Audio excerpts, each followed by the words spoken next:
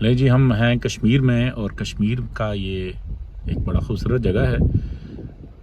दरिया झेलम के ऊपर आज़ाद पतन से थोड़ा सा आगे ये खूबसूरत पुल बना हुआ है और इसके नीचे दरिया झेलम अपनी पूरी आबोताब से बहता है और आगे डैम बनने की वजह से इसकी एक झील बन चुकी है। तो आपको ज़रा वो झील भी दिखाते हैं और साथ ही साथ इस खूबसूरत नज़ारे का आपको नज़ारा भी कराते हैं।